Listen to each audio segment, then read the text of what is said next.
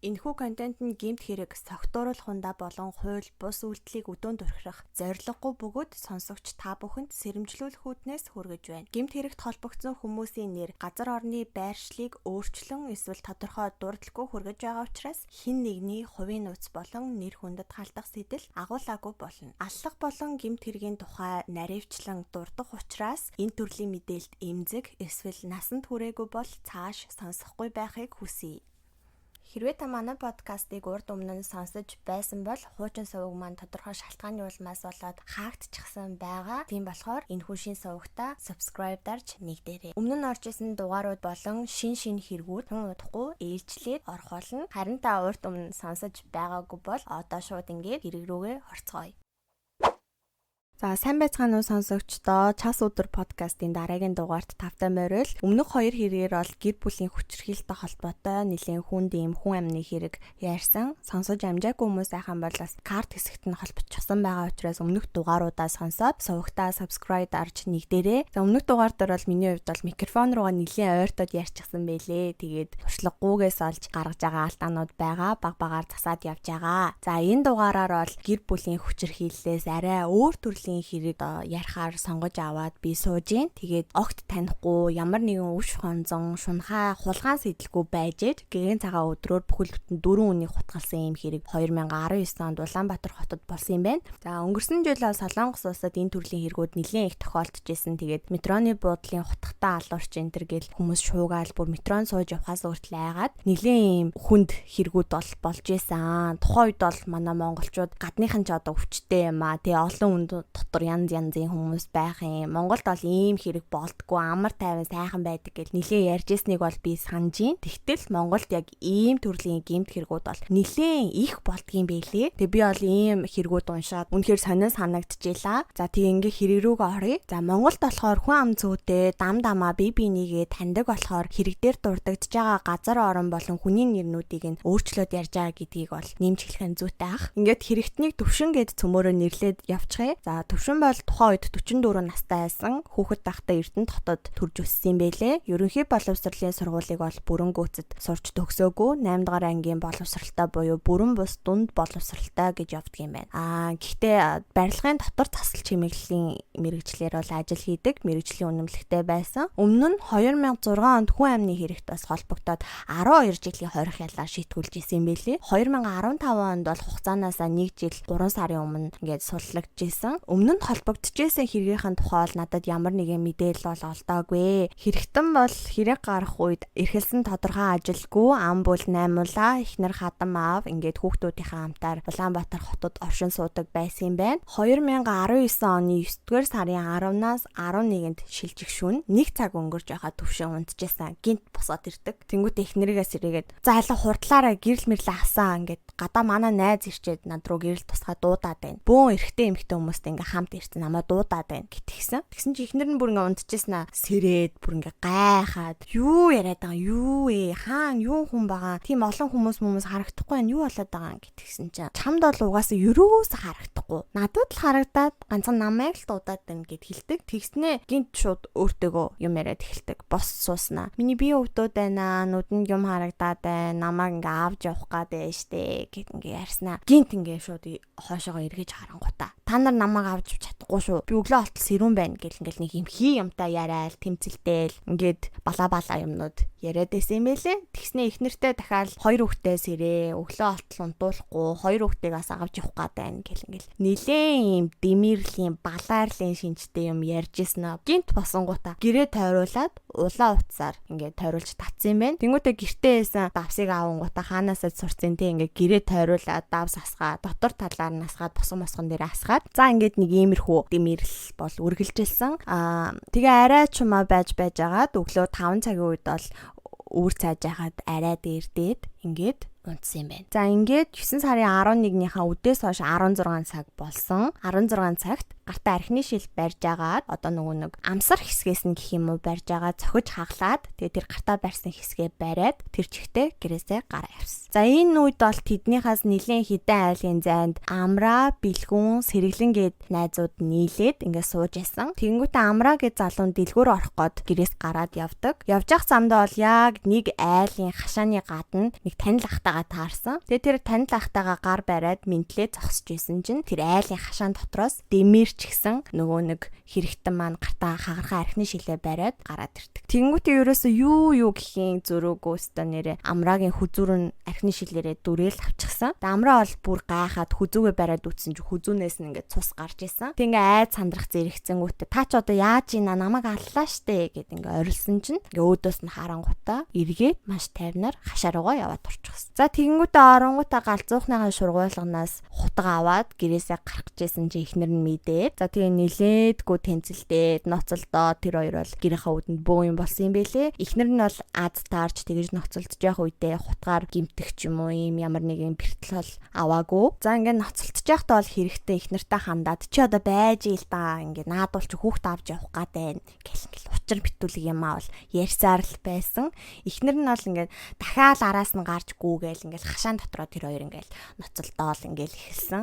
Тэгсэн чи яг ингээ ихнэрээ түлхэж унгаангуудаа тэд нар миний хоёр хүүхдийг авч явах гад байна. Би тэднийг хөөж явуулах гад байна. Чи байж ийл да чи гэртээ байж ий гэд над руу бити ойртой би чамаас гуй гэд хэлэнгүүтээ гараа авчих. За ихнэр нөхөр хоёрыг бол гэртээ хутга булаацлж явах үед амраагийн найзууд дэлгүүр орсон амрааг хүлээгээд хашааны гадаа гарч ирчихсэн. Тамиг татаад юм арай зогсож исэн юм байлээ. Тэгсэн чи амраа эргээд юусоо дэлгүүрч ороогүй эргээд хүзүүгээ гараараа дарчихсан. Нилийн эвгүй царайлчихсан. Хүрээд ирсэн. Тэгээ ингээ хурж ирэнгүүтээ яг болсон явдлыг дүнгэж яриад эхлэхжсэн чи гудамжны үзүүрээс амраагийн араас нь тэдний огт танихгүй нэг юм шар царайтай эрэгтэй хүн шууд гүйж ирэнгүүтээ өмднийхээ арын керманаас ингээд хутаг гаргаж ирээд үгийн зөрөөгөө хоёр дахь хохирогч олох бэлгүүнгээд залуугийн сууг болон хэвлийн хэсэг рүү ингээд хоёр удаа хутгалдаг. Энэ үед бол тэдний бас нэгэн найз олох сэргэлэн газ хашаа руу гүйж ороод ингээд 1 метр орчим урттай нэг юм нарийнхан мод байсныг олж хараад одоо бид нар бол нөгөө прус мод гэж ярьдаг штэ. Тийм мод байсан юм байлээ. Тэгээд тэр модыг авангуудаа хутгатай өн рүү ингээд бие хамгаалах гад ингээд эргээд харсан чи айл хэдий араас нь хашаанд ороод ирчихсэн. Шууд цээжнийх нь зүүн хэсэгт буюу одоо энэ зүрхэн тус газар нь хутгалсан юм байна. За энэ бүх зүйл бол нүүдийг ирэмхийн хооронд ер нь 5 минут хүрсэн үгүй юу? Ийм хугацаанд л болоод өнгөрсөн юм байна лээ. За тэгээ эхлээд амрааг хүзүүрүүн шилээр дараа нь бэлгүүнгээд найзынх нь сууг болон хөвлийн хэсэг рүү нь 2 удаа тэгээд сэргэлэн цээжн тус газар нь 1 удаа хутгалсан. Ингээд хашаанаас нь гарсан чинь араас нь ихнэр нь гүүгээд ирсэн. Тэгээ айгаад орлоод хүүе чи яаж ийна болооч гэдгсэн чи зүгээр хол бай. Би чамаас гуйж ин чи зүгээр гэртээ хараа байж гэж хэлэнгүүтээ тэр гудамжтай залгаа байдаг нэг юм нарийнхан гудамжаар ороод зүхтаад ингээд маш хурдан алга болчихсон. За ингээд хохирогчд болон хэрэгтний ихнэр мөн энэ явдлыг гэрийнхэн цонхоор харж исэн хөрш айлууд нь хид хідэн хүмүүс цагдаагийн 102 тоо дутсан дуудлага өгсөн. Харамсалтай нь амраа бэлгүүн сэргэлэн 3-аар бол хохирогчд дуусаагүй. Хамгийн сүүлийн хохирогч гэртээ байж исэн чинь хашааныхын хаалгаар нь хүн орж ирж байгаа юм шиг чимээ гарсан. Тэгэхээр нь цонхоороо ингээ хаарсан чинь шаал танихгүй нэг хүн гүйж орж ирэнгүүтээ жортлон руу яваад орчихсон. За сүүлийн хохирогч бол энэ хүн айл хэдэн 3 хүн хутгалчаад явж байгаа гэмт хэрэгтэн гэж бол төсөөлөхгүй байсан. Тэг гэрээсээ гарангуудаа 0 дээр явж очиод юу юм бэ? Яах чаан гараад ир гэтгсэн чинь 0 дотроос ингээд битүү цуснд буудагдсан юм хувцтай хүн гараад ирсэн. Тэнгүүд нь хөрхэн амтан цуснд хутгалцсан хүнийг хараад ч юусоо бас муу санаа орж ирээгүй юм бэлээ. Тэгэнгүүтээ ингээд амар сайхан сэтгэл гаргангуудаа хүүе аха та чи яац юм бэ? Таныг хүн зодцсон юм уу? Яасан хүн амтан хөөгөөд байгаа юм уу? За юу ч гэсэн би таныг хашаанаас гаргаад үгүй цагдаа дутгуу яах вэ хүү гэд яриад тэгээд ингээ ярьж ах хоорондоо бол хамт хашааныхаа хаалган дээр ингээ яваад очсон. Тэгэнгүүтээ за юу ч сайх та байж байгаарэ гингүүтээ хашааныхаа хаалгаар ингээ толгоо гаргаад ингээ гудамж руу хүн амтан байна уу гэж харсан чи хинч байгаагүй. Тэгэхээр за гудамжинд хүн алгаа аха та ингээ явчихаа гэд тэгсэн чинь шууд нөгөө хутгаа гаргаж ирээд 170 руу дахиад хутгалсан юм байна. Ингээд хашаанаас гараад гүйжитэл нөгөө дуудлага авсан цагдаагийн алба хаагч нар бол ирээд баривчилж авсан. За хэрэгтэн бол үнэн зөв мэдүүлэг өгөх өөрийнхөө хийсэн үйлдэлээ удирдан жолоодох хэрэг хариуцах бол бүрэн чадвартай. Тэгээ хэрэг үйлдэж явах үедээ сэтгцэд нөлөөлөх ямар нэгэн юм тариа бэлтмэл хэрэглээгүй байсан. А гэхдээ баг зэргийн согтолтой байсан юм байна. Тэгээд Тэгээд сэтгцийн хэвийн байдал нь бол алдагдаад сэтгэл санаа хүчтэй цочронд авчидсан нэг юм шинж тэмдэг бол байгаагүй хэвийн байсан гэж дүгнэж байгаа юм байна. За тэгээд бас сэтгцийн эрүүл мэндийн үндэсний төвд бол өмнө нь одоо хэвтэж эмчилүүлж исэн, эмчилгээ авч исэн гэдэг ямар нэгэн түүх рекорд бол байгаагүй юм бэлээ. Хэрэгтэн яагаад ийм хэрэг үлдэх болвоо гэж шинжээчид шалгаад үзтэл архины хамаарал гэсэн сэтгцийн эмгэгтэй гэдэг нь тогтоогдсон. За архины хамаарал гэдэг чинь бол одоо бүр сэтгцийн эмгэг гэд албан ёсоор бүртгэгдээд явдгийн байна лээ. Тэгээ архины хамаарлын эмгэгийг бол тодорхойлох юм бол архи уусны тохиолдолд өөртөө олон бусдад аюул учруулах юм бүрэн боломжтой. Харин архи уугаагүй тохиолдолтой бол боломж багатай гэж тодорхойлдог юм байна. Ер нь бол энгийнээр бол бид нар архины цагаан солио гэж ярьдаг шүү дээ. За тэгээ хохирогчд бол Аз олж бүгдээрээ 9 мэнд эрүүл сааруул байгаа. Гэмт хэрэгтэн бол 4 үнийг алхахыг завцсан гэсэн хэрэгт гин буруутай тогтоогдоод 10 жилийн хорих ялгаар шийтгүүлсэн юм байна лээ. За хэрэгтэн шүүх хурлын үеэр бол би юу хийснээ бол огт санахгүй байна. Гин буруугаа гэхдээ хүлээн зөвшөөрж гин. Тэдгээр хүмүүсийг бол би надад ална гэсэн нэг юм санаа, зориг бол байгаагүй. Хохирогч нараас бол чин сэтгэлээсээ уучлалт гуйсан. Тэгээд хохирогчдыг бол танихгүй гэдгээ хэлсэн юм байна.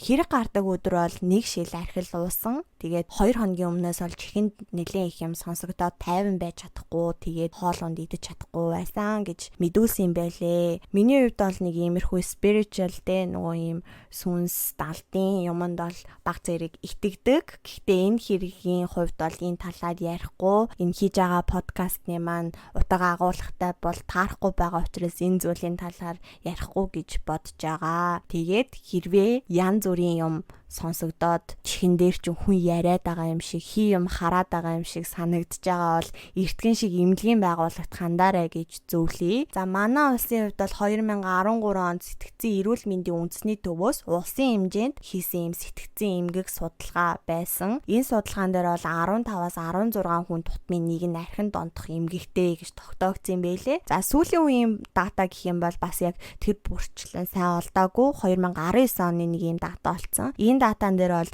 ойролцоогоор 93 мянган хүн архинд ондох эмгэгтэй гэж бичсэн байлээ. За тэгээд би бас жаахан уншаад үзсэн чинь тархины яг энэ тухны харалтай байдаг нэг юм хэсэг байдгийм байна. Тэр хэсгийг амигдала гэж нэрлэдэг. Амигдала болохоор хүний сэтгэл хөдлөлийг ингээ хянжаадаг тэр limbic system-ыг хариуцаж ажилуулж идэх хэсэг гэж хэлж болох юм байлээ. Тэгээд нөгөө empathy гэж ярьдаг те. Нөгөө бусдын оронд өөрийгөө тавьж үзэх гэх юм уу те. Тэр зан чанарыг бол шууд ингээ амигдалатай холбоотой гэж тайлбарладаг юм байна. Архийг бол удаан хугацаагаар хэтрүүлэн хэрэглэснээр амигдалагийн энэ үйл ажиллагаа нь удаашраад тэгээд нөгөө одоо амигдалагийн хариуцж байгаа тэр limbic system-ийн одоо зөв голдрлыг алдагдуулцдаг. Ингэснээр бол хүний нөгөө нэг сэтгэл хөдлөл нь энгийн хүнийхээс баг зэрэг ялгаатай болж эхэлнэ. Тэгээд нэг ясандаа ингээд хүнийг хайрлж инрэх сэтгэл зүйн устцдаг гэж тайлбарладаг юм байлээ. Тэгээд гудамжаар явахдаа ер нь л таньж мэдгүй хүнээс айл болох холуур сэрэмжтэй яваарай гэж та бүхэнд хэлмээр байна. Хохирч нарын хувьд бол бас үнэхээр харамсалтай санагдсан. Тэгээд нөгөө 2 удаа хутгалуулсан бэлгүүнгээ залуугийн хувьд бол хөдөлмөрийн чадвараа бүр алдсан. Тэгтээ эдгэрэлтийн байдлаас шалтгаалаад эргээд ажил хөдөлмөр эрхэлж болж магадгүй гэсэн дүгнэлт гарсан. Илэг ходоод нь зүсэгцэн. Тэгээд баруун бууглагын артерийн судас, артерийн судас чинь тэгээ бид нарт ямар чухал илээ. Артерийн судас нь ингээд тасарсан. Тэгээд маш яаралтай цэргийн төв госпитал руу хүргэгдээд хагалгаа хийлэгдэжсэн юм байлээ. За бэлгүүнд учирсан энэ төрлийн шархнуудыг бол гэмтлийн нилээдгүй хүнд хэлбэр гэж авч үздэг юм байна. Сүүлийн хохирогч бол бас нэлийн харамсалтай санагдсан. Бидний хувьд бол бид нарын гэр гэдэг бол хамгийн тухтай, хамгийн одоо safe zone гэж ойлгож болно. Тэгтэл гэртээ байж байгаад өөрийнхөө эзэмшил хашаан дотроо ингээд ийм хэрэгт өртчихсэн гэхээр бол нэлийн харамсалтай санагдчихсэн. Тэгээд сүүлийн хохирогч маань бол бас гэмтлийн хүнд хэлбэртэй гэж дүгнэгдэжсэн. Тийм тэгээд бас нэг зүйл ярихаа марцсан байна. Амрагийн гудамжинд тааралдаад нөгөө гар орой зогсчихсан ах гэдэгжсэн. Тэр хүн рүү бол бас хэрэгтэн дайрах гэж үтсэн юм байлээ. Тэгтээ нөгөө хүн нь бол ингээд цухтаагаад халтаж чадаагүй. Ингээд бол нэг ясандаа гэгийн цагаан өдрөөр 16 цагт штэ тий. 16 цаг